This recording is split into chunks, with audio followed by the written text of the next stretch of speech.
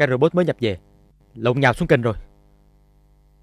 Tụi ngu đó cho chạy thẳng xuống mà không chịu khảo sát nền đường trước. Chết chưa? Vậy thì còn thi công gì nữa?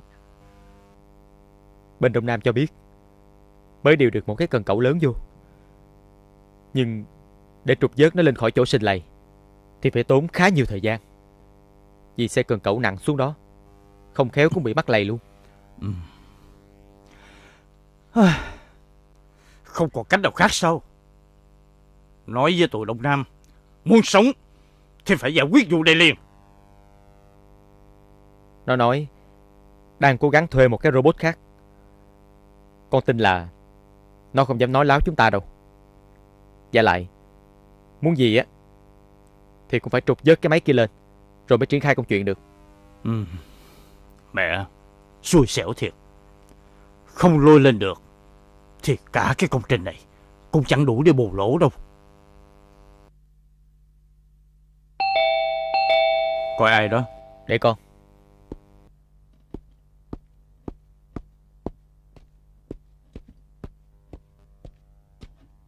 Bà có nhà không cháu? Dạ có, mời chú vô.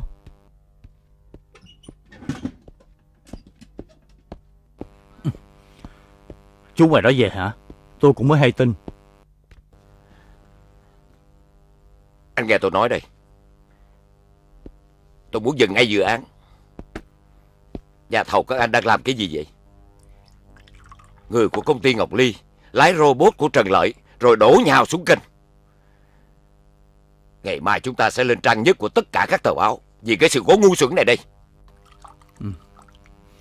Chú hai, tôi hiểu cảm giác của chú, nhưng đã quá trễ để dừng lại. Tại sao? Ngọc Ly đang quậy. Mụ ta hăm sẽ đưa vụ cá độ của chúng ta ra tố cáo với cảnh sát. Mụ ta còn gây áp lực với tôi, đòi chia sẻ một nửa quyền lợi. Vụ này mà bể ra thì kẹt lắm. Không khéo lại mất cả chì lẫn chài.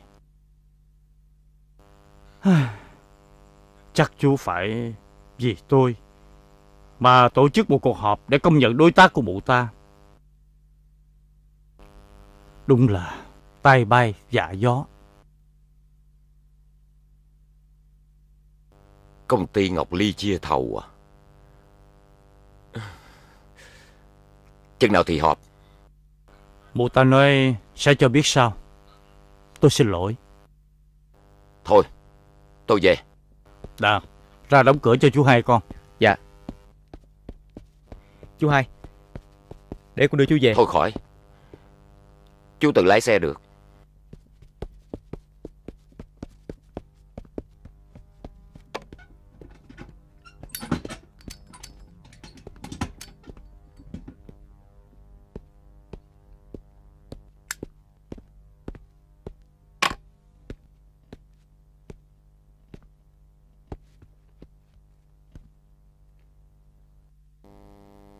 Bà lại hút thuốc nữa à? Bà nói gì? Mụ Ngọc Ly hả? Con sẽ giết nó. Bình tĩnh nào. Đó là cái cách để ép Hai Thịnh không thể dừng lại. Hai Thịnh mà quay ngược 180 độ thì chết mình. Cái thế nó phải vậy, không thể không chấp nhận. Cho con Ngọc Ly vô là để gài trách nhiệm vào nó. Giả sử tụi cảnh sát có mò ra, mình sẽ đổ hết cho nó. Không tốt hơn sao? Chi cho nó như vậy? Mình có lợi hả ba? Còn sao ngốc quá. Đằng sau vụ này là biết bao nhiêu bí mật.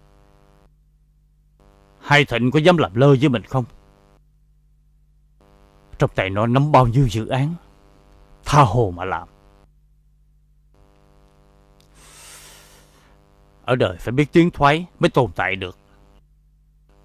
Có việc tưởng chừng là chết 10 lại không chết. Có việc tưởng như chắc ăn mà lại hóa số 0. Mình cũng phản cái chú Hai hả ba? Không phải phản. Suy cho cùng, chú Hai cũng chỉ là con ngựa hoang trên đồng cỏ. Bà chỉ buộc dây cương vào xe của mình để chú ấy khỏi chạy lung tung mà thôi. Những thông tin ban đầu là họ sẽ triển khai một dự án làng biệt thự. Đây là dự án chui kèm theo khu vực cầu vượt và đường cao tốc. Họ lấy kinh phí nhà nước xây làng biệt thự bán, rồi chia nhau. Các quan chức địa phương cũng có phần nên ngậm miệng làm ngơ. Chính vì biết bị cướp đất, không phải để phục vụ dự án, dân chúng ở đây đã kiện cáo. Đó là lý do ông Thông đã tìm tới chúng ta để kêu cứu. Từ khi bắt đầu dự án, ông là người cuối cùng còn chống đối. Rất có thể cái chết của ông là một vụ mưu sát, chứ không phải chỉ đơn thuần là một tai nạn. Còn vụ mua đồ thì sao? Có thêm thông tin gì mới không? Có khi nào Ly là người mua trận đấu hôm đó không? Điều này không có cơ sở, mà rất có thể là Trần Lợi. Trần Lợi đã mua độ để mua chuộc Thịnh và Quý, và đã ràng buộc họ. Nhưng xem ra trong hai sếp của ban quản lý dự án, Quý mới là người thích bài bạc gái gú hơn cả. Như vậy, trọng tâm của vấn đề vẫn là Quý. Những thông tin của em rất quý giá. Anh sẽ báo cáo trực tiếp với anh Đức. Làm sao phá được ổ tội phạm này càng sớm càng tốt. Dạ, có gì mới em sẽ báo cáo anh ngay. Cứ yên tâm là có tôi theo sát. Chuyến khảo sát của bà và Quý vừa rồi tôi cũng bám theo đó. Có nhận ra không? Giỏi đó. Quỳnh, em nhớ đề phòng cẩn thận nghe. Dạ. Cho em gửi lời chia buồn tới Nga. Chắc Nga thất vọng về em lắm. Em đã hứa sẽ làm đủ mọi cách để cha con họ được an toàn và đoàn tụ. Dạ, chào các anh. Hôm nay tôi rất lấy làm vinh hạnh được dự một cuộc họp với đầy đủ chủ dự án và đồng chủ thầu của tôi, ông Trần Lợi.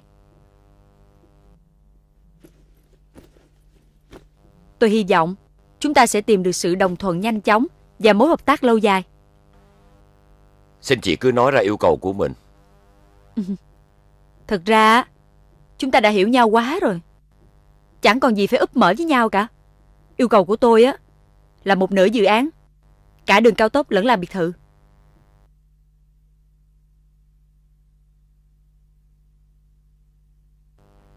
Như chị Ly vừa nói, chúng ta đều biết chị ấy và phó giám đốc của chúng ta là chỗ thân tình. Cho nên nể anh ấy, chúng tôi đã bàn bạc với nhau và đi đến nhất trí. Bây giờ mời anh Quý trình bày phần sắp xếp công việc.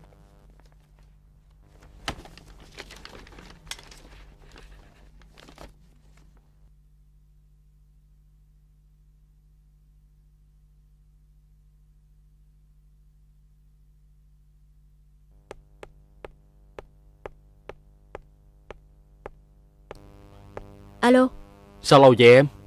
cơ quan đã có cuộc họp quan trọng. Vậy anh chờ em ở đây nha. Rồi, hẹn gặp lại em. Bye anh.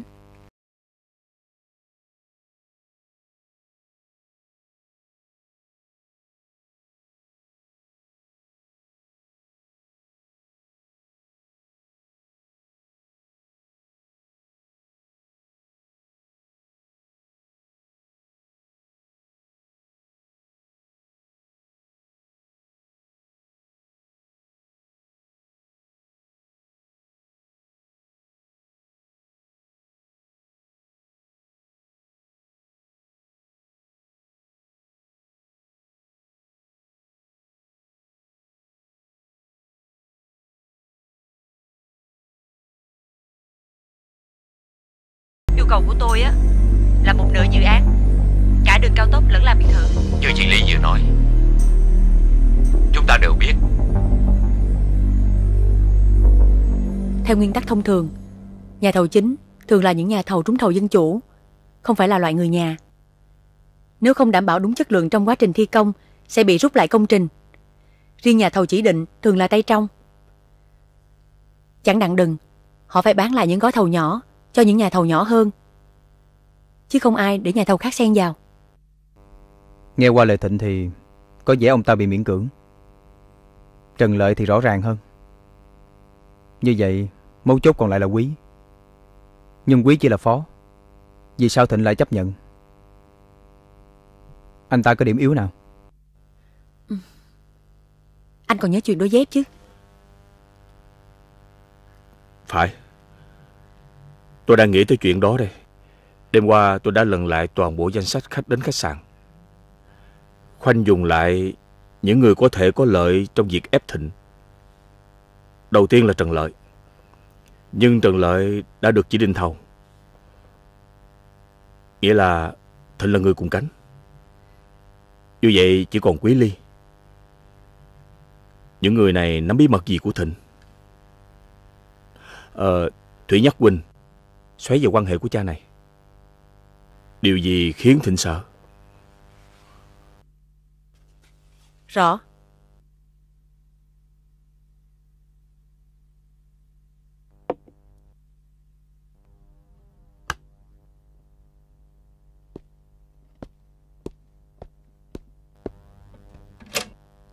Chào anh.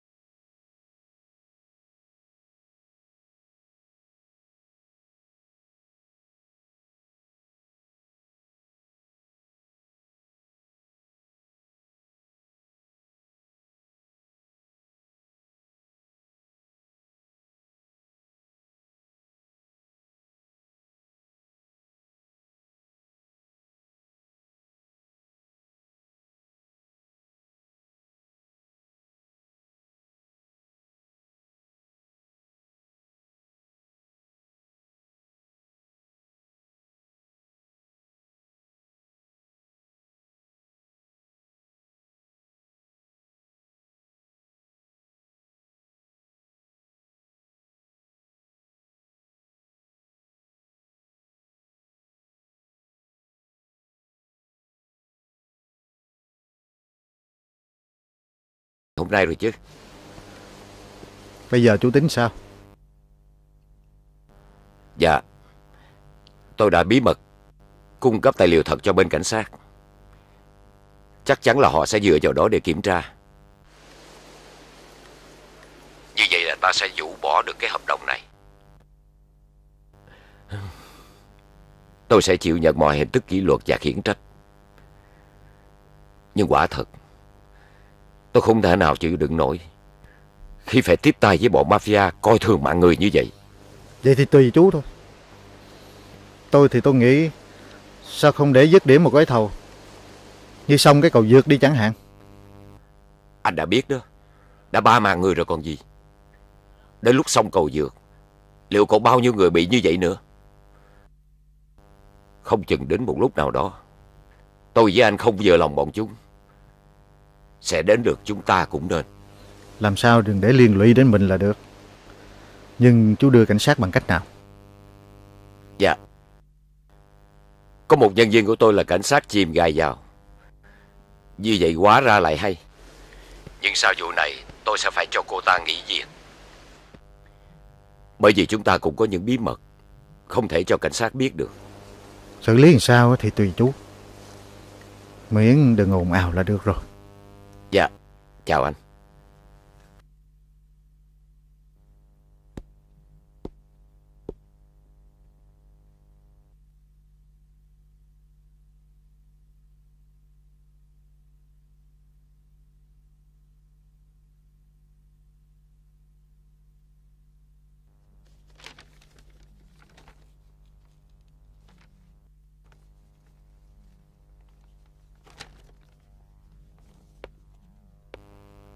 Đây là báo cáo thanh lý thực của công trình với hàng loạt những sai phạm.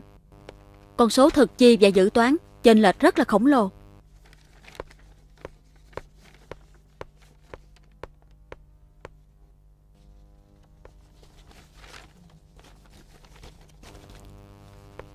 Còn đây là một bản thống kê vật liệu trong kho của công trình. Toàn là vật liệu không nguồn gốc, kém chất lượng. Chúng ta phải ngay lập tức cho kiểm tra chất lượng vật liệu, nguồn gốc hàng hóa tại kho hàng này. Thanh, báo cho anh Cường phòng cảnh sát kinh tế phối hợp hành động ngay tối nay. Nhiệm vụ này thực ra là đúng chuyên môn của họ đó. Dạ, rõ sếp.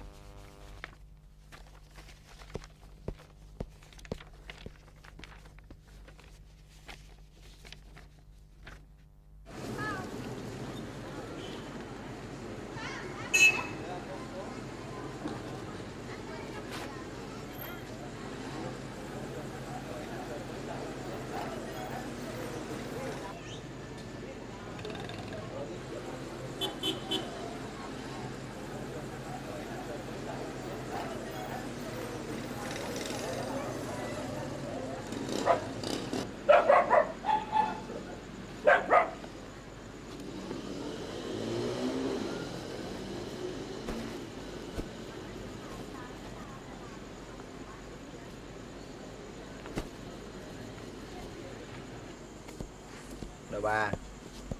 Đôi năm nè. Đôi năm đè. Đôi già nè mày. Cũng dữ cha. Qua luôn. Đây. Hồi qua luôn đi. Cốc tiếp nè mày. Đè nè. Nè. Mà quýnh vậy mới có anh em vô mà quýnh nhá. Thôi qua. Qua ha. Thôi 3-5. 6-7. 8-9-10. Hồi 5 già luôn. Hồi lớn đi luôn đi. Qua luôn. Bỏ luôn. Quay mặt bên kia.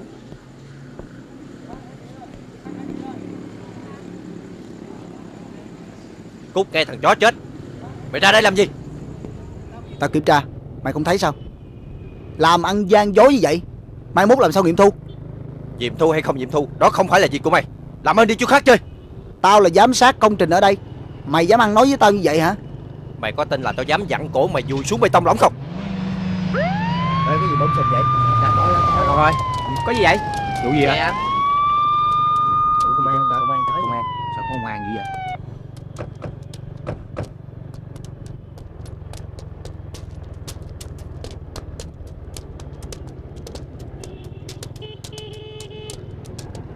Anh là người của công ty nào? Dạ, em là người của công ty Trần Lợi. cho chúng tôi kiểm tra hóa đơn số vật liệu này. Dạ, tụi em chỉ chở tới đây, không giữ hóa đơn. Kế toán giữ hóa đơn và giấy tờ sổ sách à. Vậy chúng tôi sẽ lập biên bản số vật liệu này. Anh mời ông Trần Lợi lên đội gặp chúng tôi. Nhưng đây là vật liệu của Ngọc Ly chứ không phải của Trần Lợi. Chúng tôi chỉ giúp chở số hàng này chứ không phải chủ hàng. Được. Vậy thì mời bà Ngọc Ly lên đội gặp chúng tôi. Dạ.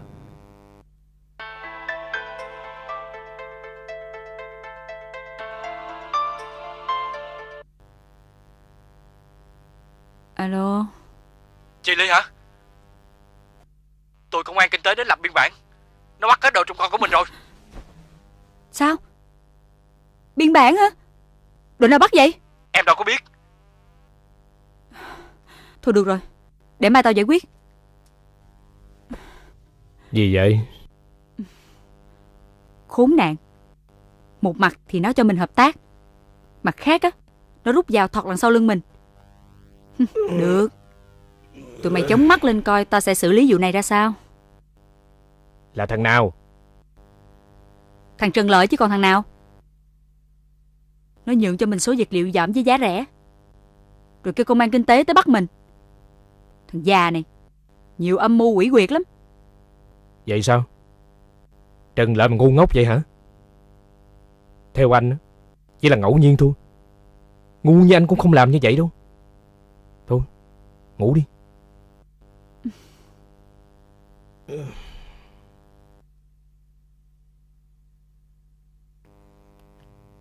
Toàn bộ số vật liệu trong kho của cô là hàng kém chất lượng. Thứ đó hả? Chỉ có xe chuồng bò, không thể đưa vào sử dụng cho các công trình lớn như vậy được.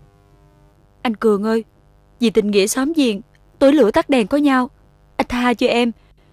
Em sẽ dùng số vật liệu đó để giúp cho bà con nông dân ở ngoại thành làm bờ kè. Nhưng sai phạm lần này không thể chấp nhận được. Cô sẽ bị chủ đầu tư thanh tra toàn bộ chất lượng các hạng mục trước đó. Dạ, vậy thì may quá. Sếp Cường cứ cho thanh tra, rồi lôi hết những kẻ lừa đảo ra trước pháp luật. Chị em vừa tiếp quản công trình này từ công ty Trần Lợi ngày hôm qua. Lính của em đã kịp làm cái gì đâu. Cái số vật liệu đó là của bên công ty Trần Lợi vận chuyển tới chân công trình rồi bán lại cho em. Chứ em đâu có biết nó tồi tệ như vậy đâu. Thôi, anh Cường ơi, anh làm ơn làm phước giúp cho em một lần này thôi. Nếu không thì em tán gia bại sản mất.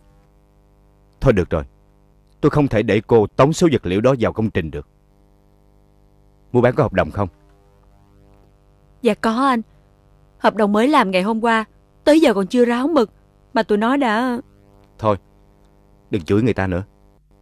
Tôi không muốn nghe. Bây giờ tôi làm biên bản như vậy, cô nghe có đúng không nha? Cô khẳng định số vật liệu đó của công ty Trần Lợi chuyển nhượng. Cô đã nhận thức chất lượng vật liệu đó không đảm bảo cho công trình lớn, nên cô dùng số vật liệu đó ủng hộ cho dân địa phương làm bờ kè. Tôi hiểu như vậy có đúng không? Dạ đúng ạ. Anh coi đó, em đàn bà thân cô thế cô, vừa có được cái hợp đồng thì tụi nó đã xử ép em vậy đó. Cô nói tôi xử ép cô à? Dạ không, đó là em nói tụi Trần Lợi. Thật ra cái số vật liệu đó là bên Trần Lợi kêu em mua, chứ em vừa mới tiếp quản công trình, có biết gì đâu anh. Cũng tại em tin người quá. Thôi, đã bảo tôi hỏi gì thì cứ nói nấy. Chúng tôi không có trách nhiệm thanh tra công trình, mà chỉ gửi công văn yêu cầu chủ đầu tư làm việc.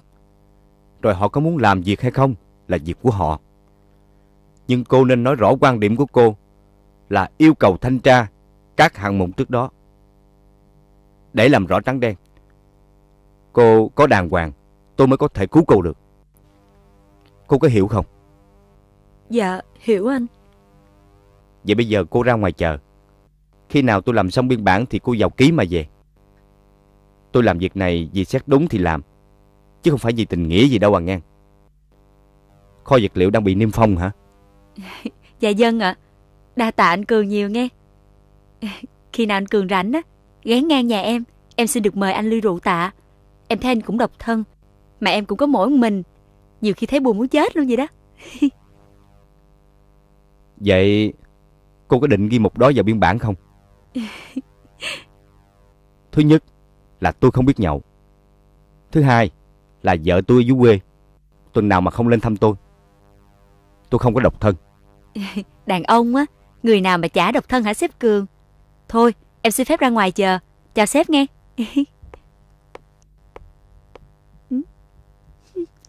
Ai bảo trên đời không có cảnh sát tốt? Ai bảo trên đời này không có người đàn ông tốt? Trước đây mình gặp toàn xỏ lá. Cha này đúng là của hiếm.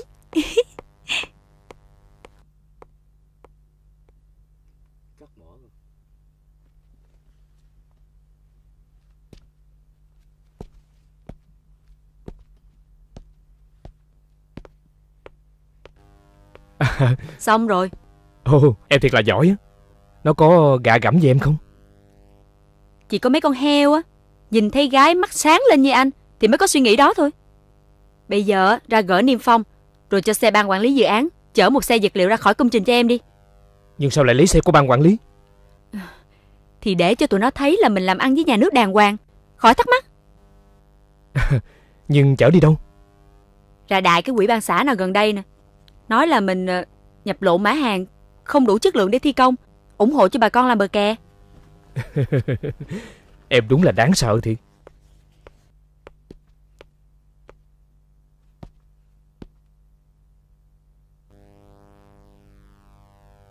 Đi luôn đi.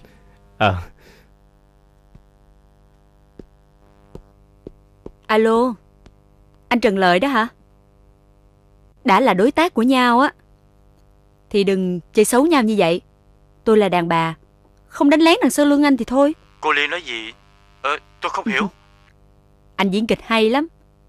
Tôi nói về cái vụ vật tư của anh á. Tôi nói trước à nha, nếu anh còn dở thêm một trò gì nữa thì tôi sẽ nói cho cảnh sát hết tất cả những gì tôi biết đó. Hiểu chưa? Chào chú. Chào anh. Chuyện sao rồi? Đã giải quyết xong chưa? Dạ, lạ thiệt anh à. Tôi chuyển cho họ những tài liệu của Trần Lợi, nhưng rốt cuộc chuyến hàng lại rơi trúng vào Ngọc Ly. Cứ như thể Trần Lợi biết trước và đẩy Ngọc Ly ra lãnh đạn. Xưa nay Trần Lợi nổi tiếng tính toán như thần. Biết tiến, biết thoái, biết đổi xe, thí chốt. Chỉ cần cẩn thận là chú có thể yên tâm cộng tác với hắn chứ sao. Nhưng lão mafia quá, không hợp với cách làm ăn của đám công chức chúng ta. Tại anh chưa dính tới lão nên không sợ.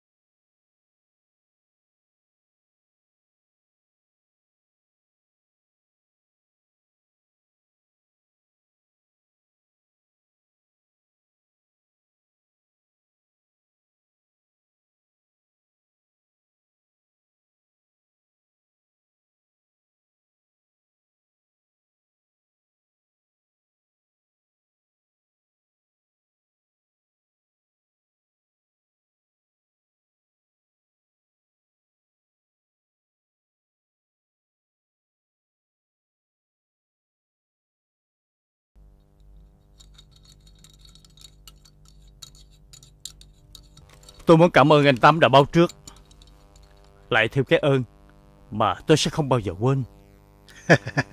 Có gì đâu, làm ăn có qua có lại mà. Đất ở bên đó còn không? Tôi muốn lấy một miếng cho cậu con rể. Thấy nó có vẻ thích, mà bố vợ thì lại không có quyền từ chối. Dạ được, tất nhiên là được rồi. Vậy tôi nộp tiền luôn nha. Cảm ơn nhiều. Còn vụ duyệt dự án, nếu còn cần phải biết điều với ai thì anh Tám cứ báo để tôi lo luôn. Để sót ai thì mình đâm ra thất thố, lại gây khó khăn cho công việc. Tôi mới mua mấy chiếc xe mà chưa dùng tới. Có thể cho mượn. Anh có ý thì tốt.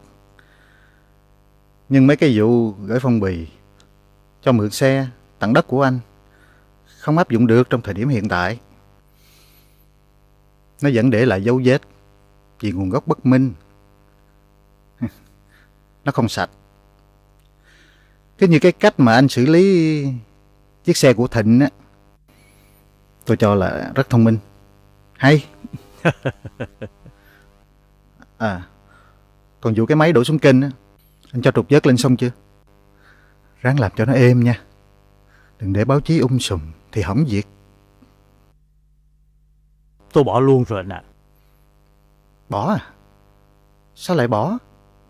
Mấy tỷ bạc chứ ít gì. Tôi bỏ cho tổng công ty của anh trục vớt mà. Tụi nó vẫn chưa báo cáo à? Chưa thấy gì. Chắc sáng nay tụi nhỏ mới gửi báo cáo lên. Đúng rồi. Vì tôi đã nói gì với tụi nó đâu mà báo cáo. Tôi mới học bài bàn tay sạch của anh vài phút à. Dù miếng đất của anh coi như xong. Tuy nhiên tôi vẫn khuyên anh nên nhận lại cái này. Cậu con rể của anh cần phải mua sắm nội thất cho ngôi nhà mới.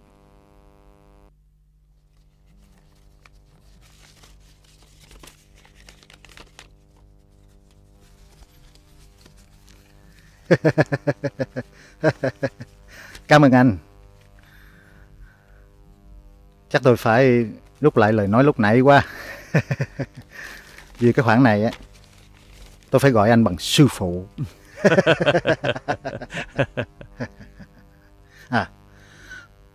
Trở lại vụ cái con robot của anh đi. Nghĩ sao mà anh lại bỏ? Tôi làm con tính đơn giản. Kinh phí thuê trục vớt mất 75% giá trị của robot đó. Kinh phí sửa chữa và phụ kiện thay thế mất 25%. Rồi lại gặp phiền hà với báo chí. Tôi mua mới cho lẹ. Anh có người, có thiết bị trục vớt, anh lấy nó lên, phục hồi mà bán đi. Tôi chỉ cần xin anh một câu cảm ơn.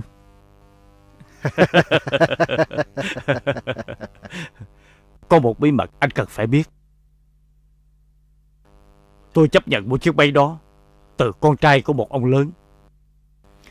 Biết là máy cũ nên tôi đã mua bảo hiểm cho nó.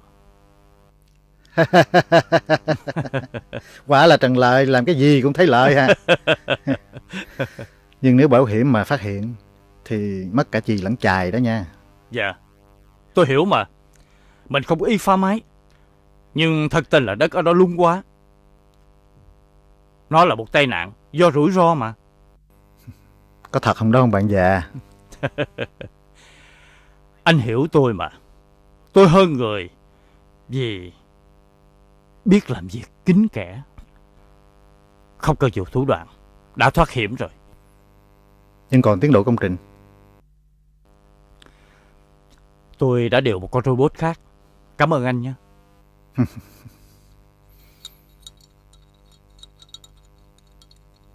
Anh có giận chú Thịnh không? Có cần tôi thay người khác không? Thịnh có năng lực, sẽ được cất nhắc. Tương lai của Thịnh sáng lắm. Anh nên giữ lại cậu ấy. Thời nay kiếm được một người kế nhiệm vừa có tài, vừa có đức là khó vô cùng. Thịnh nói với tôi trong văn phòng chú ấy có cảnh sát chìm. Anh dò xét thử rồi loại nó đi. Bản lĩnh của Thịnh không thể làm nổi việc đó đâu. Tôi rất quý người tốt, nhưng không quý cảnh sát.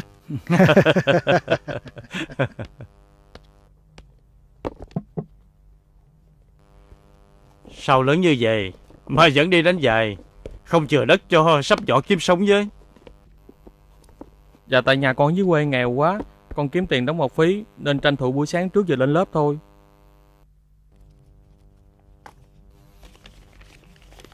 Nè, cầm lấy mà đóng học phí. Dạ chú không có tiền lẻ hả? Không cần đâu.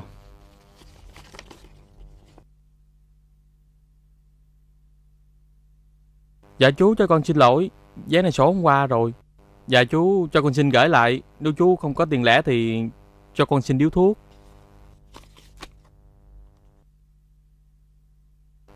Dạ cảm ơn.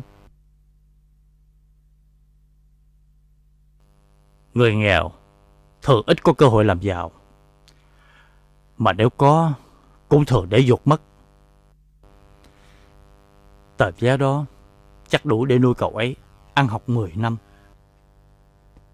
Alo, anh Cường hả? Tôi Trung, đội đặc nhiệm đây. Lâu quá không gặp. Anh khỏe không? Mình khỏe. Lại có vụ gì nữa vậy? Thì cái vụ tối qua lính tôi với lính bên anh phối hợp đó, mình giải quyết đến đâu rồi anh? Vụ vật liệu xây dựng đó hả? Bọn mình vừa trả cho họ xong. Lính của mình báo á là xe của ban quản lý dự án chở số vật liệu đó cho địa phương làm bờ kè rồi. Đó chỉ là cái cớ. Ý tôi là muốn bên anh vào cuộc, mình thanh tra công trình đó. Vậy hả? Nhưng cậu phải hiểu là mình không đủ thẩm quyền thanh tra đâu Trung à. Tất nhiên là mình sẽ gửi biên bản vụ này lên các cơ quan có thẩm quyền, nhưng quyết định thanh tra thì nằm ngoài khả năng của tụi mình rồi. Anh Đạt, chắc cái đường cao tốc này nó sẽ lên lên xuống xuống, lượng sóng như mặt biển thôi. Tại một cầu chui dân sinh, tụi nó đóng cừ tràm xen với cừ sắt 12 mét xuống hố bùn đó anh. Hố bùn sâu bao nhiêu? 16 mét. Cái gì? Đóng cừ tràm xen với cừ sắt 12 mét? Ừ. Cừ sắt 12 mét đã không tác dụng đối với hố bùn sâu 16 mét rồi. Cừ tràm làm sao chịu nổi khối lượng bê tông lớn như vậy chứ? Em cũng nói như vậy, nhưng mà tay đốc công bên Trần Lợi nói đây là lệnh của chủ thầu và đã được sự đồng ý của chủ đầu tư, cứ vậy mà làm. Cái cầu chui dân sinh km số 6 phải không? Dạ phải. Em đang thắc mắc tại sao nó đặt mấu cầu ở hố bùn, sao không bẻ nó đi vài mét? Chết mẹ rồi. Ở đó có mạch nước ngầm, chứ không chỉ là hố bùn. Không thể làm ăn như vậy được. Phải báo sếp dừng lại ngay. Cậu đi sang phòng sếp, cậu ở hiện trường nói cho ông rõ hơn. Dạ thôi, em không qua đâu. Em là dân lao động mà, sao dám vô phòng sếp? Không có vấn đề gì đâu, cậu cứ đi đi. Dạ.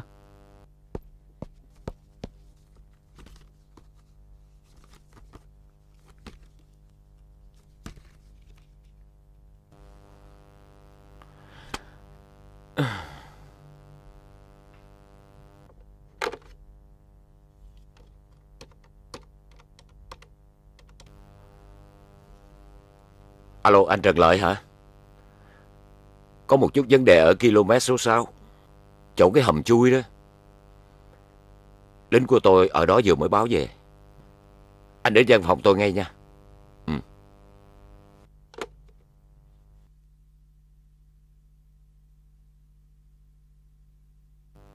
Họ nói là chủ đầu tư đồng ý cho chủ thầu làm như vậy à? Họ nói còn tệ hơn nữa, rằng nếu như làm theo quy chuẩn thì lấy cái gì mà chia chác. Thôi, tôi hiểu rồi. Cảm ơn cậu đã báo cho tôi biết. Tôi sẽ cho kiểm tra ngay để có thể rút ra kết luận. Trời ơi, còn kiểm tra cái gì nữa? Mọi chuyện nó đang diễn ra trắng trợn trước mắt tôi. Còn một chuyện nữa mà tôi cần nói với anh. Về công trình làng biệt thự á, chính quyền địa phương đã cướp đất trắng trợn, rồi coi thường pháp luật, đuổi dân đi chỗ khác. Chính quyền xã họ nói đó chỉ là đất định cư tạm thời, họ mới cấp cho dân khoảng 10 năm nay. Tôi cũng chỉ nghe thông tin, chứ chưa có bằng chứng cụ thể về việc sở hữu đất.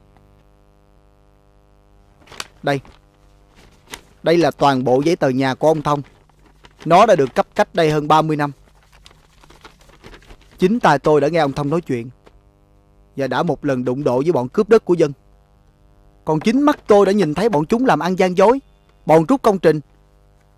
Tất cả đã rành rành ra như vậy rồi. Thú thiệt với giám đốc, tôi định đưa những thứ này cho báo chí phanh phui ra, nhưng nghĩ lại thấy báo cho nội bộ mình biết trước sẽ hay hơn. Cậu nghĩ được như vậy là tốt đó. Tất cả là đây hả? Tôi đã photo tất cả những gì ông đưa.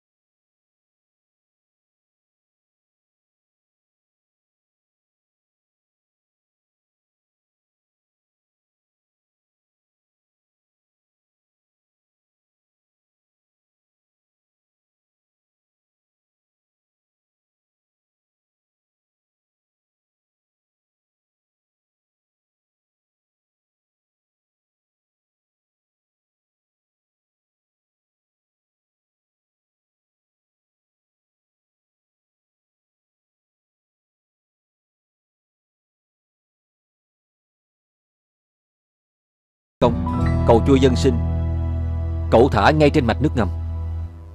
Tôi không trách cậu Thắng. Cậu ấy tốt bụng, nhiệt tình, lại có chuyên môn.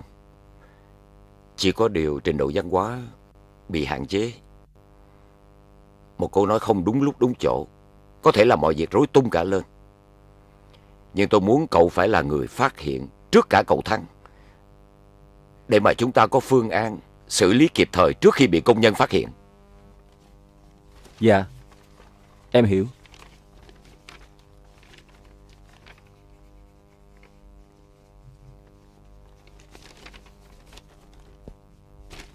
Cảm ơn anh.